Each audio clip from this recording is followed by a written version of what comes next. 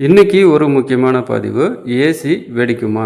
அதுவும் குறிப்பா அவுட்டோர்ல compressor first ஆகுது. ஸோ இது ஏன் நடக்குது? இதை எப்படி தவிர்க்கிறது அப்படின்னு பார்ப்போம்.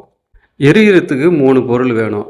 Oxygen, fuel, ignition. இது 3ம் இருந்தா தான் ஒரு இடத்துல ஃபயர் ஆகும்.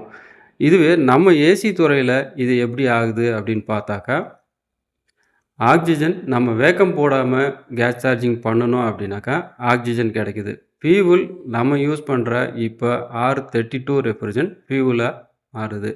அதே மாதிரி இக்னிஷன். இக்னிஷன் எங்கே இருக்குது அப்படின்னு பார்த்தோம்னா, கம்ப்ரசருக்குள்ளே இருக்கிற வைண்டிங் தான் நமக்கு இக்னிஷன். இது 3ம் ஒரு குறிப்பிட்ட ரேஷியோவில் மிக்ஸ் ஆகும்பொழுது நமக்கு பர்ஸ்ட் ஆகுது. இதை எப்படி நம்ம தவிர்க்கிறது அப்படின்னு பார்த்தாக்கா, ப்ராப்பரான முறையில் எவாக்குவேஷன் பண்ணிவிட்டு நம்ம கேஸ் சார்ஜிங் பண்ணணும் அப்படின்னாக்கா, ஆக்சிஜனை மொத்தமாக நம்ம ரிமூவ் பண்ணிடுறோம். இப்போ எரியறதுக்கு 3 பொருள் வேணும். அதில் இருக்கிற ஆக்சிஜனை நம்ம எடுத்துட்டா 100% அந்த ஏசி பர்ஸ்ட்டு ஆகாது. குறிப்பாக அவுட்டோரு கம்ப்ரசர் ஏன் பர்ஸ்ட் ஆகுது அப்படின்னு பார்த்தாக்கா, இந்த 3 பொருளும் கிடைக்கிறது எந்த இடம் அப்படின்னு பார்த்தா கம்ப்ரசர் தான். நம்ம வேக்கம் போடாமல் கேஸ் சார்ஜிங் பண்ணும்பொழுது ஏர் உள்ளே இருக்குது. அந்த ஏரில் ஆக்சிஜன் இருக்குது. ஃபியூவல் நம்ம ரெஃப்ரிஜரண்ட்டு, அதே மாதிரி இக்னிஷன் அந்த கம்ப்ரசருக்கு உள்ளே இருக்கிற வைண்டிங்கில் ஏதாவது லூஸ் கனெக்ஷன் ஏற்பட்டால் அது இக்னிஷன்.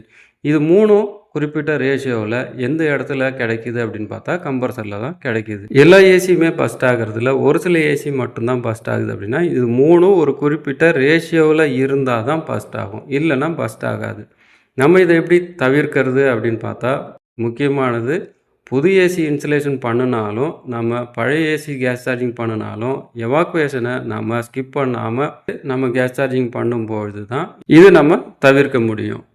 பர்ஜ் பண்ணிவிட்டு நான் புது ஏசி இன்சுலேஷன் பண்ணுறேனே, அது பரவாயில்லையா அப்படின்னு பார்த்தா, நம்ம பர்ஜ் பண்ணும்பொழுது 100% இன்டோரில் இருக்கிற ஏரு வெளியில் வரத்துக்கு வாய்ப்பு இல்லை.